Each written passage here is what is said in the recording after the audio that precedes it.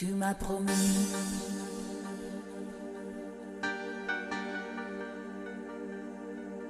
et je t'ai cru.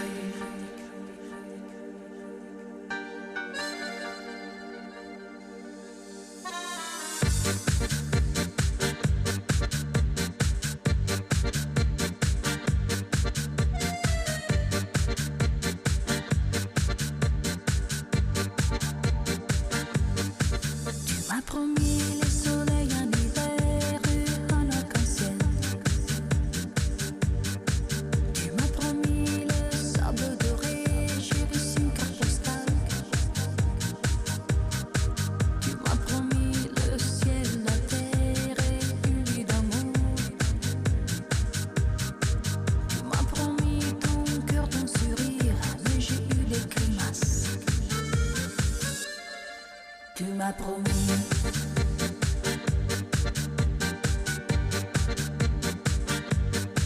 et je t'ai cru.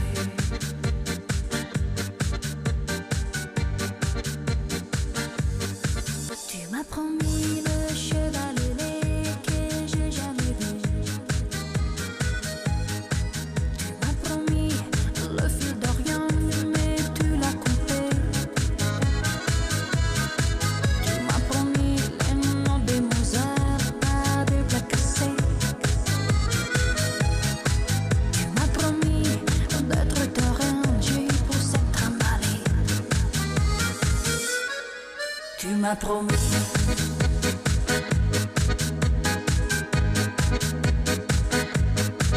Et je t'ai cru.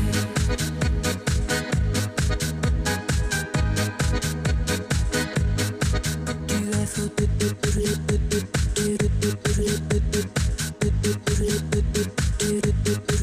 Tu es fou.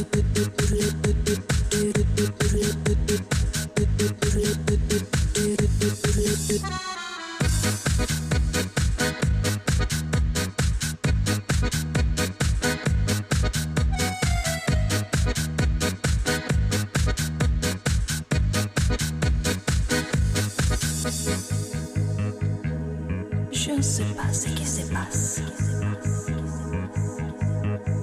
mais je sais pourquoi on m'appelle Mademoiselle Pas de Chance.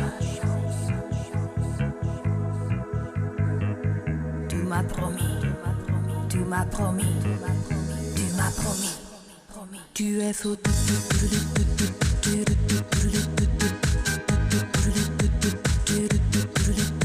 es fou.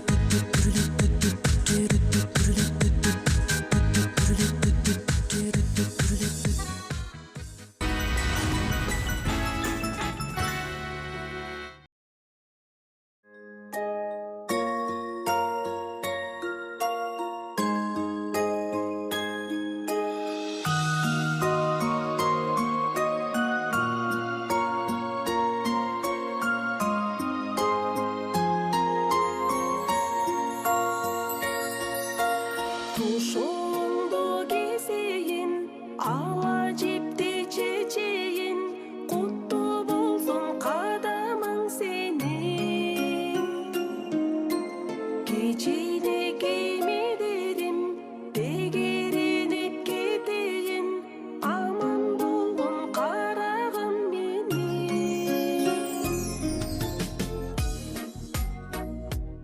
Balam bul Kırgız elinin ırım-jırımı, jolu şıdır, joldoşu gıdır bolsun deyt. Irım boyunca munu jerge taştap teveretpey, maylap süttep turup örttep koyot balanın jibin. Adamdın mömesi bala.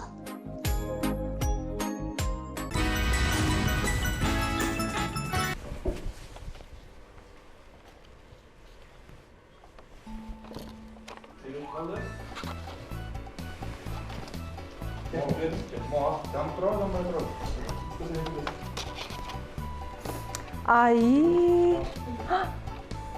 Сонунго? Ой, салам достор, кандайсыңар? Маңайларыңар жакшыбы? Карасаңар, бул жакта Мухаммад сон бир нерселер жазып атыптыр. Ай, булар пирамида го? Ой, салам алтын эже. Кандайсыңар достор? Каралачы, мен кандай сон пирамидалар жасап койдум. Чындыгында эле буларды сонун кылып жазып атсың. Эми бир гана буларга боек жетишпейт экен, таштарды окшоштуруп боеп койсоң, вау, чыныгы пирамида болуп калат экен. Азаматсың. Ооба да, мен ушундай пирамидаларды Египеттен көргөн болчумун да. Туура айтасың. Билесиңби? Сен дал ушул пирамида бул Египетте жайгашкан, А Египетте кайсы жаныбарларды аябай баалашат? Кызык экен. Кайсы жаныбар? Мисалы, Индияда уйларды аябай баалашат, аларды деген ыйык тутат. Ошол сыяктуу эле Египетте мышыктарды аябай жакшы көрүшөт экен. Мышыктарды баалашат экен. Алтын эже, менде мындай бир суроо бар да. Эмне үчүн мышыктардын караңгыда көздөрү күйөт? Чындыгында эле кызыктуу суроо экен, Мен бул суроонун жообун билбейт экенмин. Бирок бул суроонун жообун эмне үчүн түрмөгүндөгү кесиптештерибиз жакшы билет болуш керек. Достор, экранга жакыныраак келгиле. Себеби биз силерге азыр ушул суроонун жообун айтып берет. Эмне үчүн түрмөгүндөгү? Кеттик.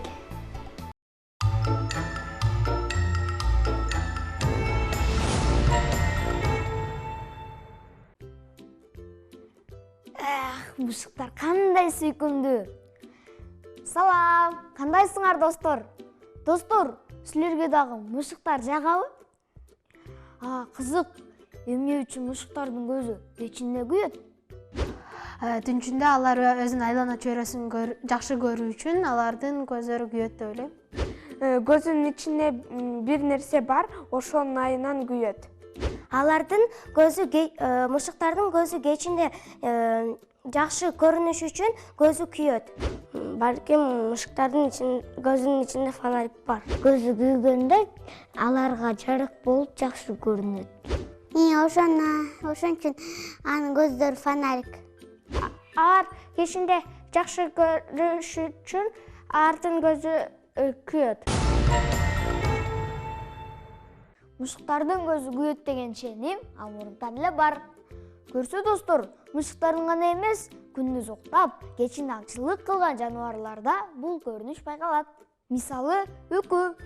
Алардын көздөрүнүн арткы жагы атайын кристаллдардан турат. Ал кристаллдар тийип турган жарык менен чагылышканда бизге күйүп тургандай көрүнөт. Андай кристаллдар балыктардын кабырчыктарында дагы камтылган.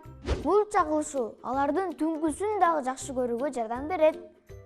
Эгерде мышыкты биз терезеси жок, жарык тийбеген бөлмөгө отургузуп койсок, анын көздөрү күйбөй калат.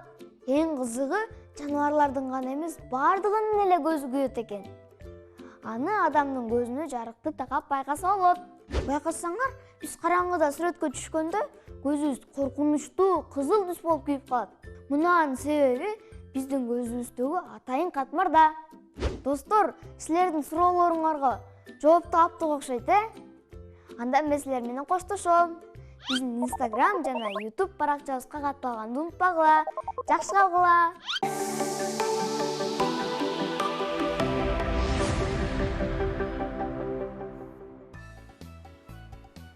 Акыйне кырын ырдашу, авалтан кыргыз салт экен. Акыйне кырын улантуу, атабыз кыргыз наркы экен.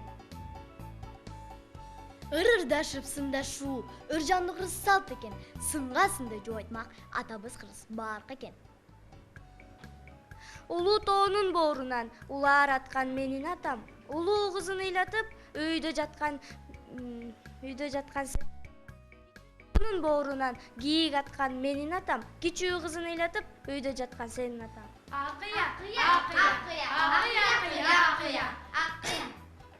Менин атам сурасаң, баш айы менен бел буган, манас менен тең тууган.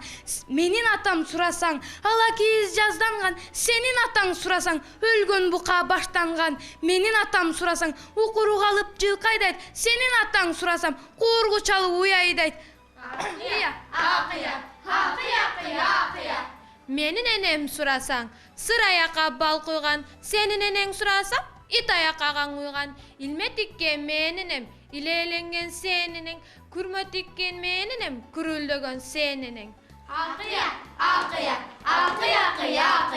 Сени болсо топ кыздар кийимин жактап кие албас, кийсе да тыккан жүрө албас. Бесаганда этеги чарпый басып отурган чалмай кыз экен деп жүрөт. Ийри колго иш алмас, жалкоо кыз экен деп жүрөт. Келечек жолун байкабас, жалкоо кыз экен деп жүрөт. Акыя, акыя, акыя, акыя, акыя. Сени болсо топ кыздар уйкучу кыз деп жүрөт. Уйсаганда үргүлөп, сүтүн төгөт деп күлөт. Уй келгенде короого чачын жууйт деп жүрөт. Уй окатка кош көңүл жеңил ой кыз экен деп күлөт. Акыя, акыя, акыя, акыя, акыя. Биздин айыл кыздары сайма сайган саймачы, силердин кыздар төзүдү болгон сөзүн байлачу. Биздин айыл кыздары сөз сүйлөшөт кынааптап, а бул айылдын кыздары көлдө жүрөт сырактап. Көк кайыкта мен болсом, көлгө төккөн сен болсоң, сүзүп барып жаныңга башкача ойносом. Акыя, акыя, акыя, акыя, акыя. Тескейдеги менин атам, тезектерген сенин атаң, күнгө өйдөгү менин атам, гүлдү көмөт сенин атаң. Ата эне бакпай калактап, акылсыз кыз жүрөр. Акыйнек айтып талада, арсыз акмак үрөр. Акыя, акыя, акыя, акыя, акыя. Ылдыйка айыл кыздары карасаң айтып былдай, бетте шээрге жоо таппай, бекер эле быдылдай. Этегимби, жеңимби, ушул кыз менин теңимби. Ай жардыгыз, жакшылап уккун кебимди. Акыя, акыя, акыя, акыя, акыя. Ай кыз абайла, барып келгем Кытайга. Көп жинеме сен десең, матырып коем мылайга. Самсалайсың, сайрайсың, сайрайган тишин кайрайсың, акчага карап кектейсиң, айтыша албай эптейсиң. Айтканымды угуп кой, барыр мага жетпейсиң. Акыя, акыя, акыя, акыя, акыя. Ыргылап турган кыздар болду эми, жетишет, айтышымыш еттиңер, тирешим деп жан үрүп, териңерди төктүңөр. Бүт бардыгы тамаша. Акыя, акыя, акыя, акыя, акыя, акыя, акыя, акыя, акыя.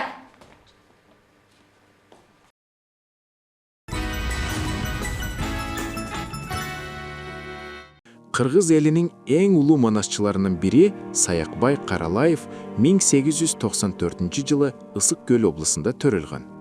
Ал кичинекей кезинен эле Манас эпосун угуп чунойгон. Анын айтуусу боюнча манасчылык өнөрдү түшүндө аян алгандан кийин баштаган. Ошондон тартып өмүр бою Манас, Семетей, Сейтек эпостарын айтып келген. Манас эпосу Саякбай Каралаевдин варианты боюнча көлөмү 500.553 ырсаптарын түстөк. Ал жалаң гана манасчы эмес, жалпы эле кыргыздардын оозеки көркөм чыгармачылыгын мыкты билген. Көптөгөн үлгүлөрүн өзү да аткарган адам болчу. Анын айтуусу боюнча кагаз бетине түшүрүлгөн Төштүк эпосу бар. Ал түрк элинин арасында эң мыкты эпос болуп француз тилине которулган. Саякбай Каралаев Эркин таңында, Эр төштүк, Бүркүттөр, Канаттуу куштар, Унутулгус күндөр, Делдеш баатыр, Эстен кетпейт, Томор мерген сыяктуу аңгеме, жомокторду бир катар чыгармаларды жараткан. Саякбай Каралаев кыргыз элинин тарыхын, баатырдык духун жана салт санасын муундан муунга жеткирген. Ошондуктан ал кыргыз маданиятында өзгөчө орунга ээ жана ар дайым урмат менен эскерилет.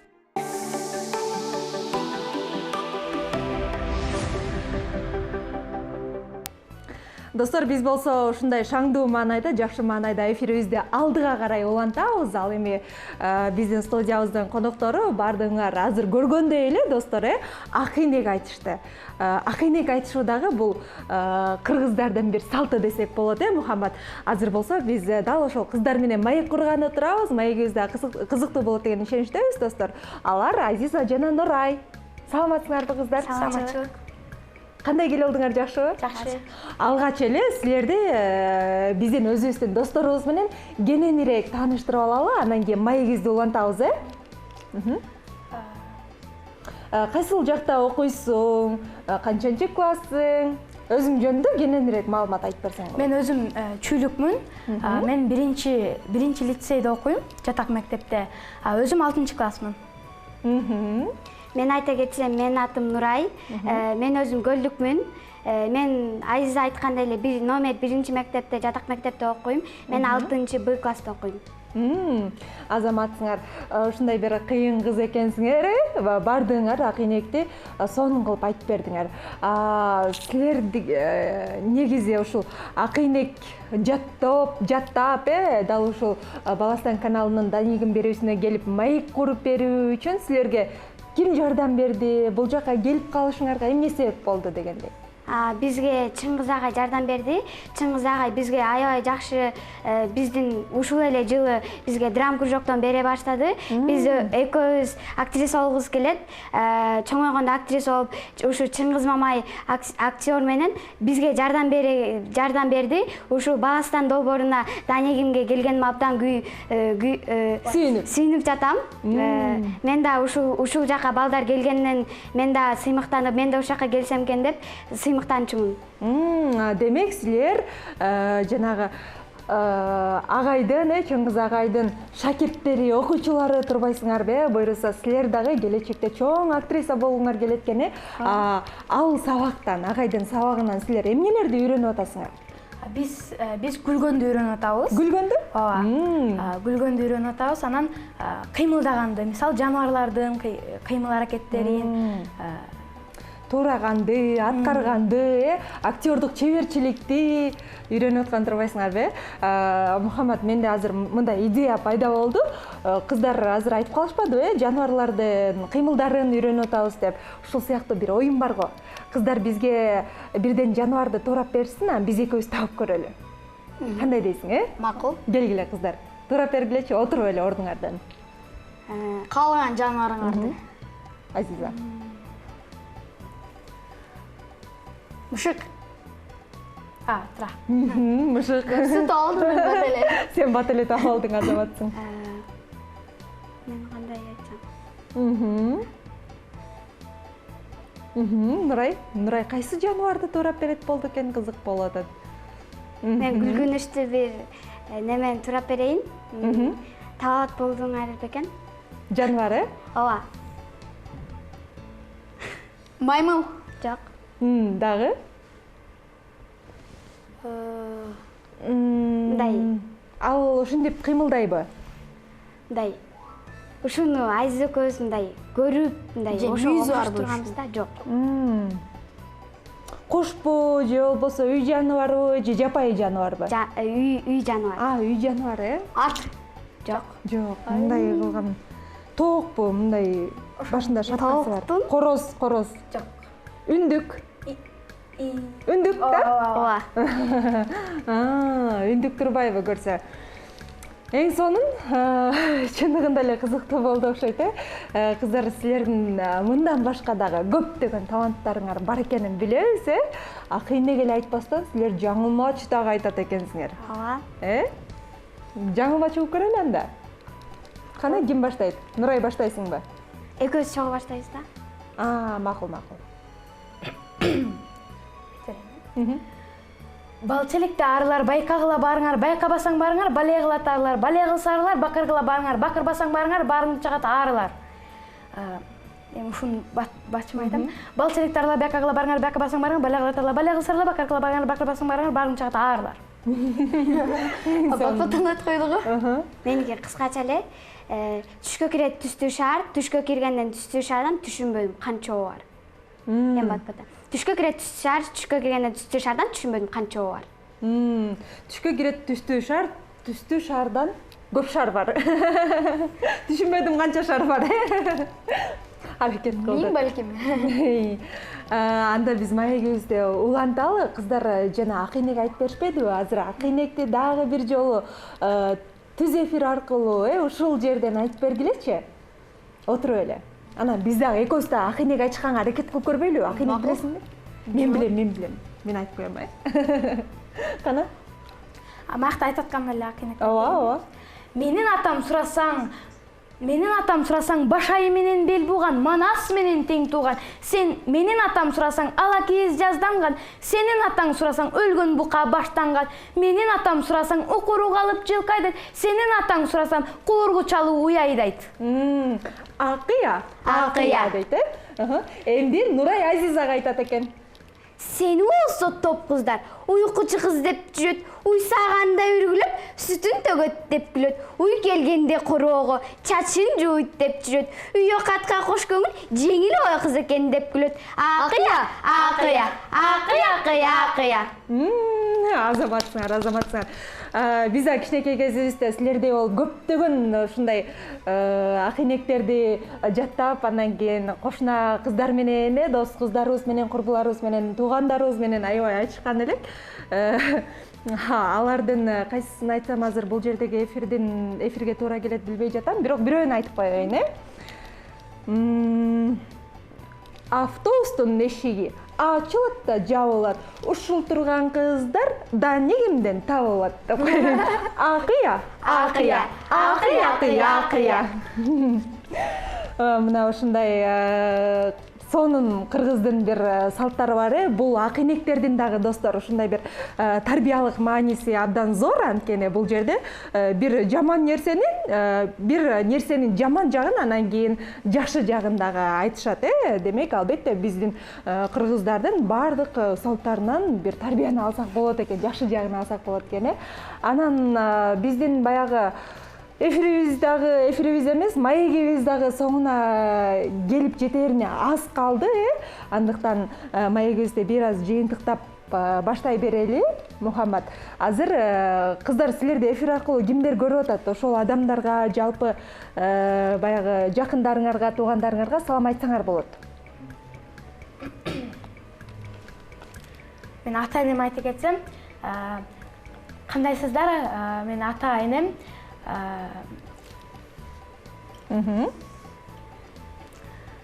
Сиздер бул салам айтасың бардыгына, ата-энеңе дагы? Классташтарыңа, бир туугандарыңа. Азиза. Саламатсыздарбы? Мен урматтуу ата-энем жана бир туугандарым, классташтарым, кимиңиздер көрүп жатсаңыздар, бардыгына салам жолдойсуң, Азиза бир аз толкунданып кетти, достор. Анткени эфирде, түз эфирде мындай учурлар көп болот, Нурай. Мен айта кетсем, мен ата-энеме, апама, жеңеме баарына салам айтам. Мени көрүп жатканыңыздарга чоң рахмат. Мен да ушул жерге келип, суктанып, ушул жерге келгениме сүйүнүп жатам. Азаматсыңар, чындыгында кыйын кыздар экенсиңер. Буюрса келечекте баардыгыңар өзүңөр көксөгөн максаттарыңарга жетип, келечекте ушундай бир кыргыздарга жалпы эле дүйнөгө аты чыккан актрисалардан болосуңар деген тилегибизди айтып кетели. Рахмат. Анан кыздар, силерге дагы бир сурообуз бар. Силерге негизи эле жазында жамгыр көп жаайт, мына ушул жазгы жамгыр жагабы? Жагат. Эмнеси менен жагат, мисалы? Дей десем, өтө деле сук болбойт, өтө деле ысык болбойт дегендей да. Нурай, сагачы жамгыр жагабы? Жамгыр ооба жагат. Мага көбүнчө жай жагат. Жай мезгили жагат, жамгырлуу аба ырайы ал деле жагат экен, Биз бул суроону дагы бекеринен берген жокпуз, достор. Анткени азыр биздин Кызык экен түрмөгүндөгү кесиптештерибиз жазгы жамгыр тууралуу өздөрүнүн кызыктуу бир сонун пайдалуу маалыматтарын топтоп алышып, силерге, бизге айтып беребиз деп камданып турган чагы. Андыктан кезекти биз Кызык экен түрмөгүндөгү кесиптештерибизге берели, достор. Баардыгыңар экранга жакыныраак келгиле дагы бул маалыматтарды угуп отурсаңар болот. Анткени ар бир нерсени баягы кунт коюп жакшылап угушуңар керек, достор. Анткени биз эфирде айтылган маалыматтарды кайра эле силерге тапкан тапалак оюнунда суроо кылып беребиз, Андыктан баягы жакшы белектерди утуп алгыңар келсе, достор, бардык маалыматтарды кунт коюп жакшылап уккула.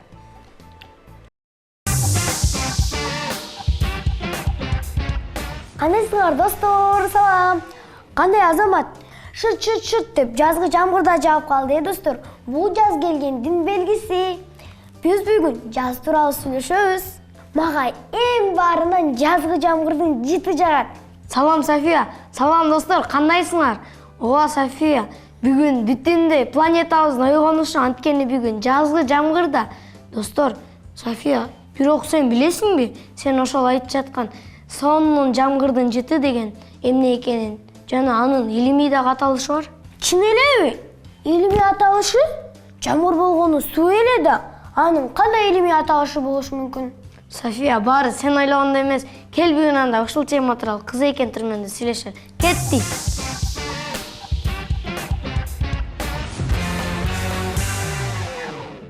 Азамат, кана айтчы, жамгырдын жыты эмне деп аталат? Мен мисалы аны бактын жыты деп атап койгум келип атат. Аны илинде петрикор деп аташат. Бул терминди 1964-жылы 2 австралиялык окумуштуулар ойлоп тапкан. Жамгыр жааганда жерден сонун жыт чыгат эмеспи? Бул чындыгында жамгырдын жыты эмес.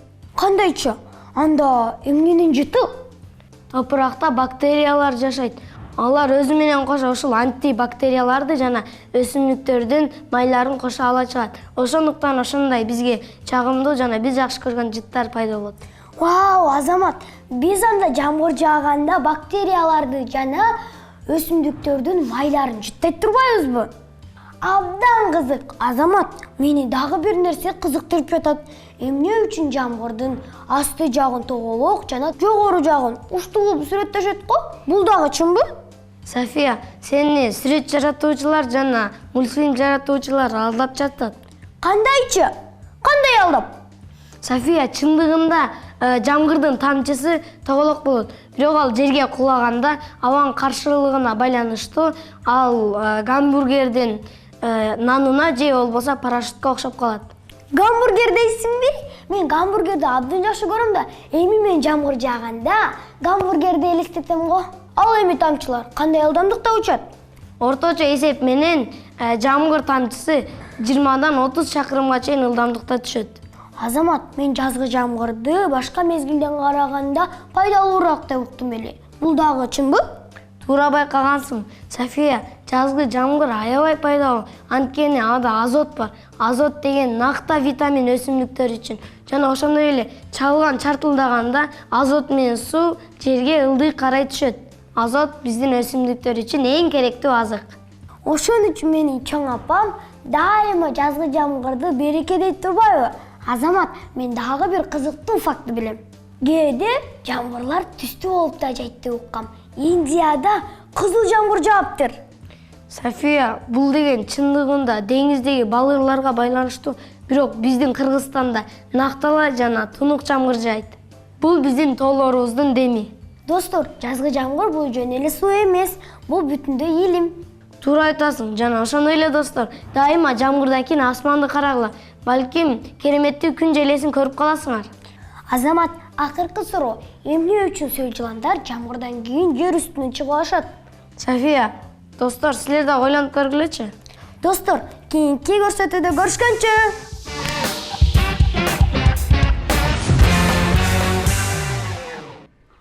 Алтынай эже, мен жантан бери эфирде отурупчу бир нерсени байкадым да. Эмнени байкадың болдун экен? Музыка коюлганда адам өзүнөн өзү бийлеси келип, кыймылдай баштайт турбайбы, Туура айтасың. Анткени би бул жөн гана кыймыл эмес, достор. Би деген бул чоң искусство. Анан дагы, достор, көп бийлеген адам, көп кыймылдаган адам ден соолугу дагы чың болот экен.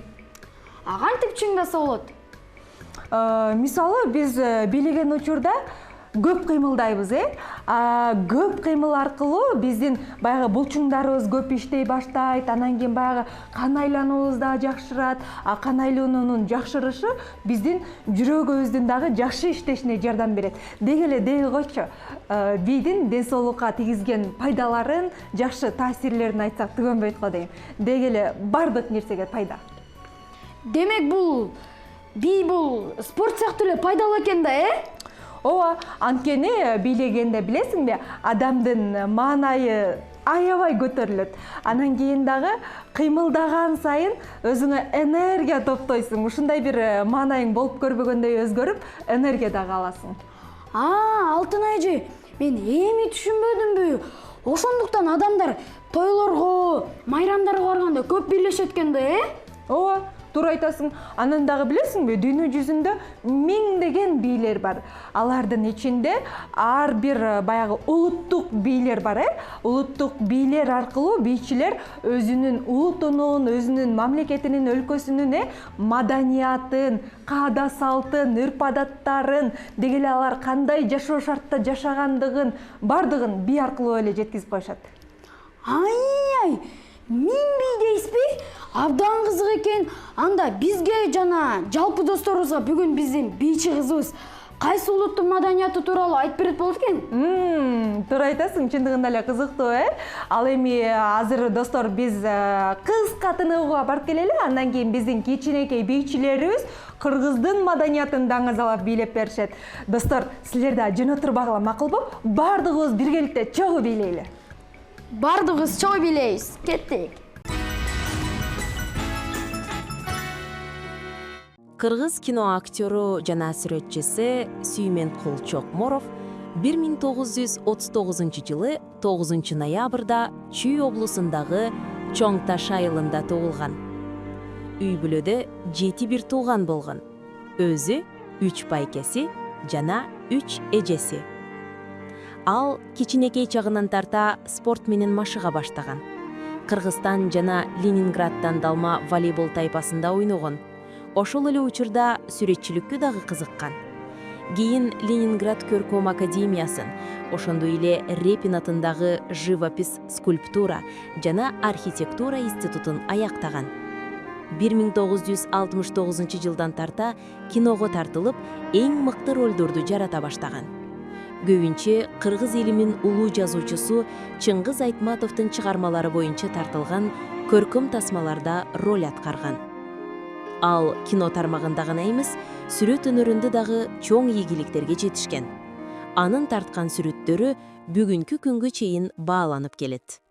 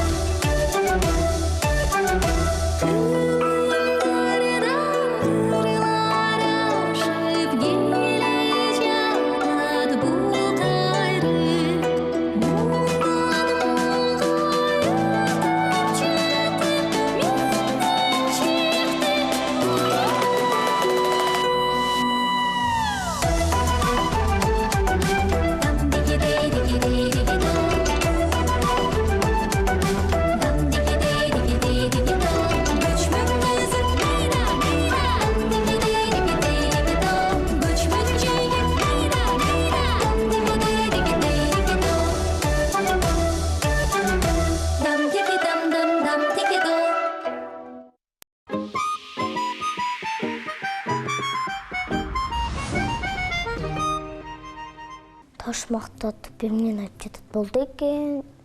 Же сурап көрөйүн чоң атамдан. Болбой калат дердин дагы. Же сурап келсе кандай болуп калат? Кантип? Салам, Эмир. Кандайсың, Миреже? Жакшы, өзүң кандайсыңар? Кандайсыңар, достор? Эмир, эмнени ойлонуп жатасың? Сен бул жакта элесиңби? Ой, Миреже. Мага бүгүн чоң атам сага бир аманатым бар эле деди. Мен ошол аманат деген эмне экенин эч кимден сурай албай, эртеден бери ойлонуп жатам. Эмир, аманат дейсиңби? Коркпо. Биз азыр достор болуп, сага аны бат эле түшүндүрүп беребиз, достор. Чын элеби? Анда жакшы болгон турбайбы? Кандай көрөйүнчү? Аманат. Аманат бул бирөөрүнө бир нерсени калтырып, анан ал көп убакытка кетип баратканда калтырганны бул аманат болуп эсептелет деп ойлойм. Аманат бул адамдын атына деле коюлат, аманат деп. Бул деген болсо ата энеден же бир чоң адамдардан калган бир буюм болуп эсептелет деп ойлойм. Тага абдан керектүү өзүңдүн жакшы көргөн досуң же аманатың болгондой болуп эсептелинет. Ал аманат дегенде мындай сен деген, аны деген уважать этип, жакшы сыйлаган адамың аманат болуп эсептелинет. Аманат деген бул деген бир адамдын таштап кеткен бир буюму же бир мураска калтырылган бир буюму да. Баланы тарбиялоо, баланын тарбиясы бар дегенди билдирет. Кыргыздарда өзү аманат аябай жакшы болуш керек. Анткени алардын өздөрүнүн түрлөрү да бар болот. Аманат деген сөздүн мааниси балдар, бул ишенип тапшырылган буюм, сөз, мал-мүлк же жоопкерчиликтүү иш болуп саналат. Аманатты сактоо адамдын чынчылдыгын, ишенимдүүлүгүн жана убадага бекем экенин көрсөтөт. Мисалы, апаң кошунага элек берип келүүнү тапшырса, сен аны жоготпой туура жеткирсең, демек аманатты сактаган болосуң. Бул сенин ишенимдүү бала экениңди көрсөтөт. Же дагы бир мисал келтирсек, кичинекей бөбөгүм Айдар оюнчугун мага аманат кылып берип, өзү сыртка ойноп кетти десек, мында жоготпой сактап тур деп оюнчугун байкесине же эжесине ишенип тапшырып кеткен абалын түшүнө алабыз. Балдар, аманат деген сөздүн маанисин түшүнө алдыңарбы? Төмөндөгү мисалдардан кайсынысы туура келет, таап көргүлөчү. Жөн эле берилген нерсе, ишенип тапшырылган буюм, оюнчук.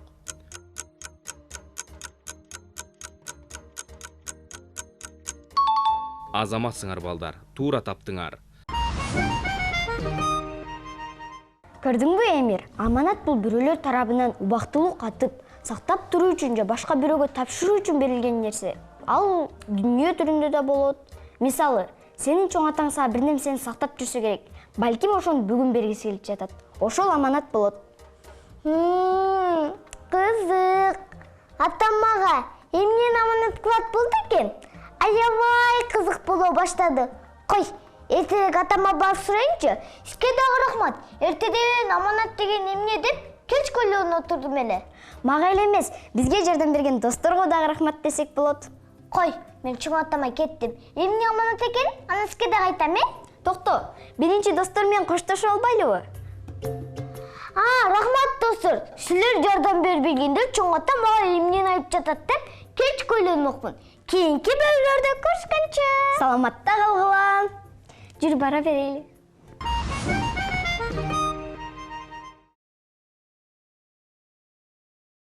Достор, биз болсо көрсөтүүбүздү алдыга карай улантабыз. Азыр болсо Мухаммад, сен дагы, мен дагы, биздин досторубуз дагы бардыгы жакшы көргөн, аябай күткөн түрмөгүбүзгө келип жеттик десек болот. Достор, анткени азыр биз силер менен биргеликте тапкан тапалак оюнун ойнойбуз. Силер биз берген суроолорго тактаана туура жооп берип, билектерди утуп алсаңар болот.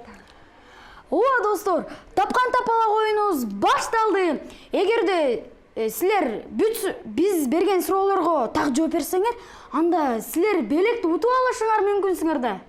Ооба, ал эми биздин белегибиз болсо кыргызча сүйлөй алган, кыргызча ырдай алган, туулган күнүң менен деп куттуктай алган бардығыңар билген Шайыр Бака болот достор.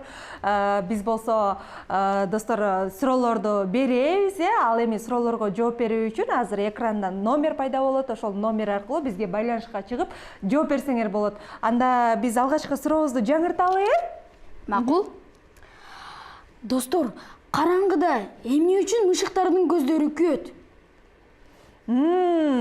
Караңгыда эмне үчүн мышыктардын көздөрү күйөт достор. Бизге байланышка чыккан досубуз бар экен, дароо эле кабыл алалы. Алло.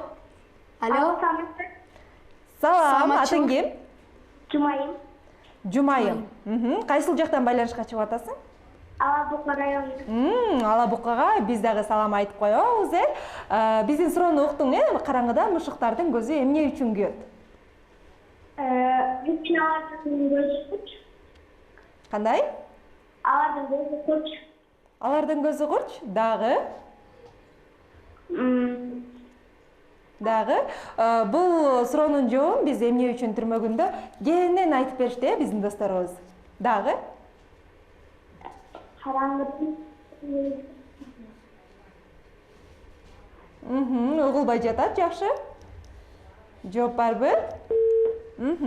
Тилекке каршы байланыш үзүлүп калды. Анда биз кийинки көрүүчүлөрүбүздү күтөбүз. Достор, дегиче болбой эле чалуу бар экен, анда кабыл алалы.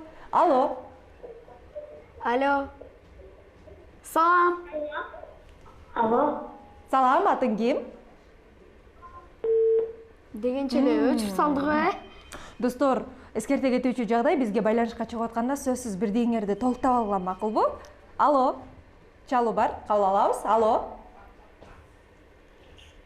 Алло. Кандайсың? Алло, салам. Атың ким? Атым Арлен. Арлен. Кайсыл жактан байланышып атасың? Акшы жактан. Кайсыл жактан? Ноокаттан байланышка чыгып атыптыр. Биздин сурообузду уктуң болуш керек, Эмне үчүн караңгыда мышыктын көзү күйүп турат? Анткени жолдогу буюмдар көрүүдө. Катырак айткойчу. Бир аз сыналгыдан алысыраак туруп ал, анткени байланышка тоскоолдук жаратып атат, Да бир жолу кайталап коесуңбу жоопту? Жарык. Угулбай жатат. Алло. Айтып кой эми. Жолдогу буюмдар көрүп жана жол. Эмнегедир мага жакшы угулбай атат. Мухаммад, сен түшүнүп атасыңбы? Такыр түшүнгөн жокмун. Бул досубузду кайра байланышка чыгууну өтүнөбүз, анткени бизге сенин сөздөрүң такыр эле дана угулбай калды. Дагы чалуу бар, кабыл алабыз. Алло. Салам. Тилекке каршы байланыш үзүлүп калды, достор. Сөзсүз түрдө достор, бизге байланышка чыгып атканда бирдеңерди текшерип алгыла, Акыркы досубузду кабыл алат экенбиз, Мухаммад. Макул. Жооп берет деген ишеничтебиз. Алло. Алло.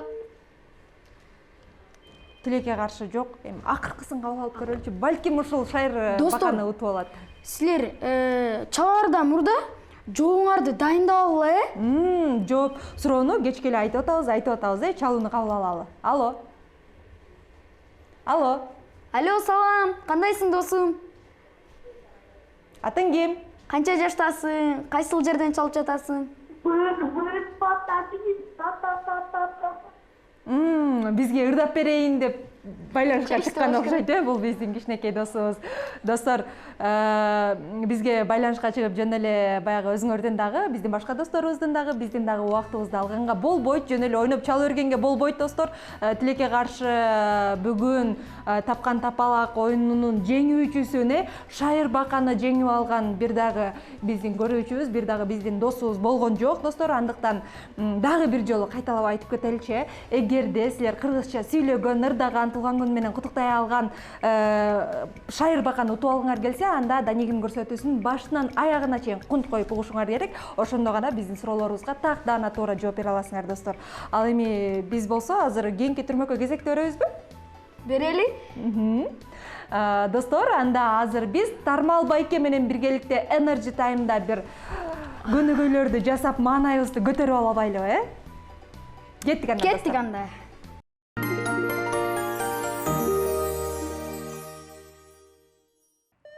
Салам достор, кандайсыңар? Бүгүн Борбор калабызда жайгашкан Дөлөн Өмүрзаков атындагы стадионго келип, сонун маанайда көңүлдүү көнүгүү жасамакчыбыз. Биздин артыбыздан кайталагыла, макулбу? Кеттик анда эмесе.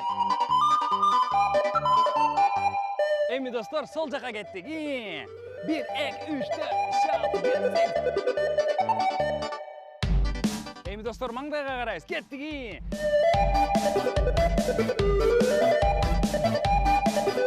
Азаматсыңар. Эми достор, денебизди жибитиш үчүн жакшылап секирип алабыз. Кеттикпи? Оң жака, сол жака, оң жака, сол жака. 1, 2, 3, 4, 5, 6, 7, 8. Азаматсыңар. Азыр болсо достор, денелерди жакшылап чоюп алабыз. Кеттикпи? Даяр болсоңор, оң жактан, сол жака. Хоп. Оң жака. Хоп.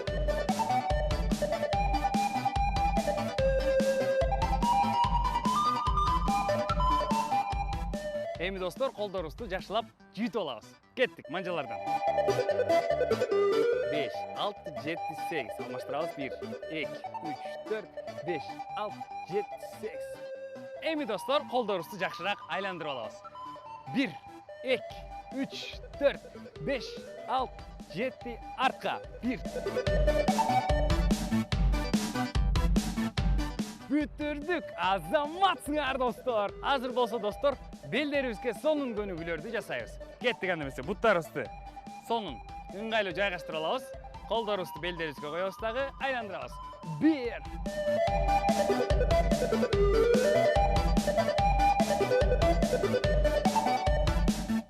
Азаматсыңар. Азыр болсо достор, буттарыбызга эң сонун көңүлдүү көнүгүү жасайбыз. Хоба.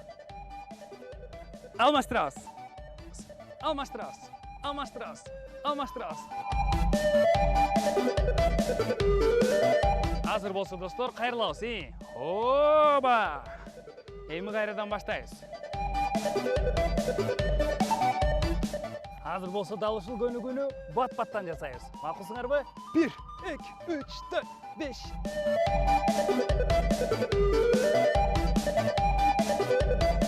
Эң сонун. Ал эми эң аягында эркин кыймыл жасайбыз. Бардыгыбыз жакшы көрөбүз, Кеттик анда эмесе.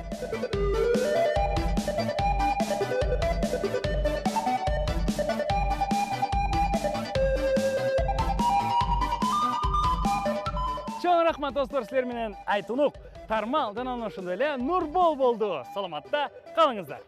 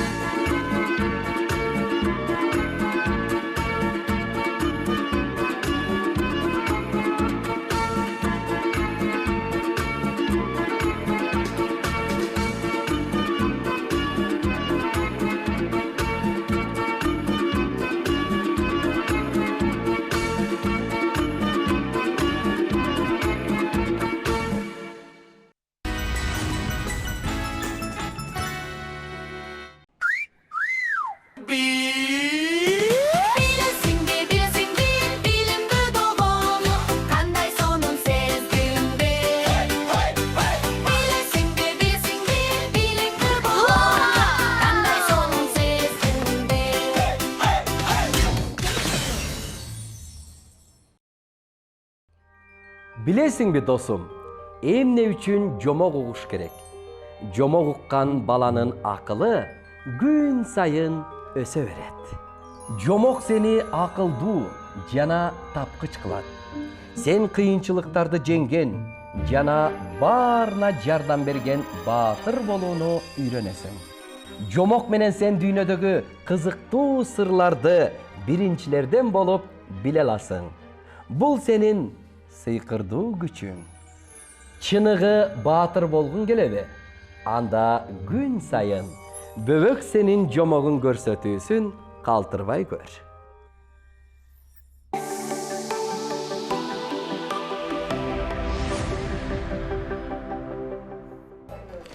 Кийинки биздин конокторубуз дагы студияга келип орун алды.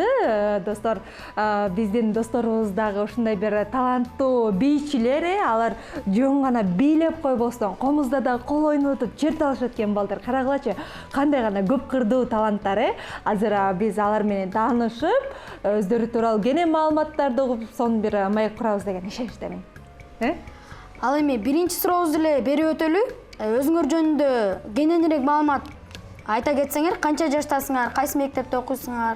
Менин атым Рахымбекова Дания, мен 10 жаштамын, мен 75-чи мектеп лицейинин 4-К классын окуучусумун. Менин атым Сыяров Атан, мен 10 жаштамын, 75-чи школдомун, 4-К классынын окуучусумун. Азаматсыңар демек, экөөңөр тең 4-чү класстын окуучусу экенсиңер, классташсыңар.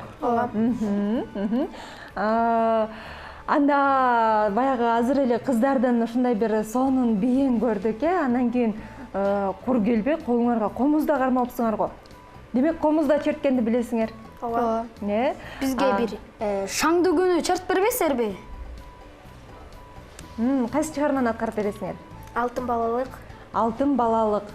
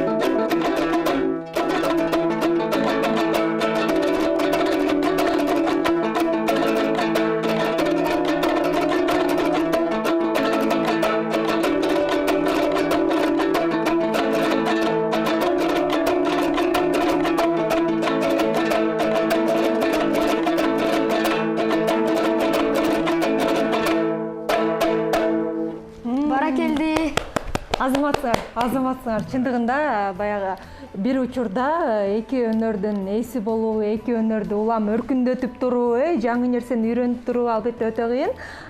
Силерге бул нерсе кыйынчылыкты жаратпайбы? Жетишесиңерби? Ооба, жетишебиз. Актан, Сен дагы бийлейсиң, ооба. Азаматсыңар.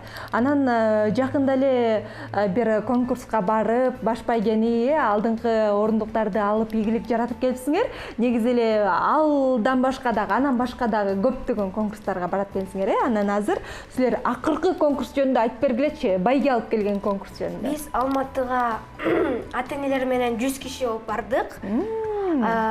Биз чемпионатта кечинде болгон үчүн биз түштө зоопаркка барып келдик. Чемпионаттан 2 бийден гран-при утуп алдык.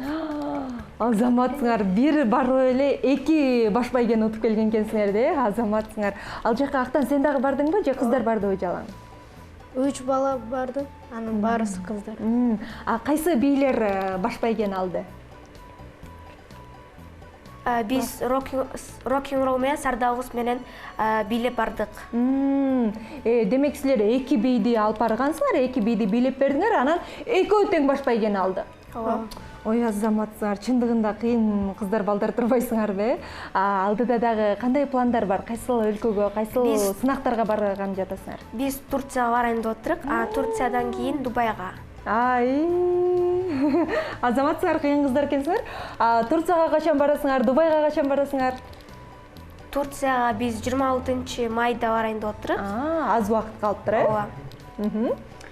Конкурска барган учурда кандай сезимдер болду? Толкундадыңарбы же толкундаган жоксузбу? Сахнанын артында турганда мындай за кулисте турганда коркосуң кичине, анан кийин чыкканда уже коркпой каласың. Баягы болгон баягы көңүлүңөрдү бийге коюп, анан кийин такыр толкунданбай калат экенсиңер да, Анан актан ал жака барганда Алматыда силер менен чогуу бий сынагында жарышкан атаандаштардан канча бий группасы болду?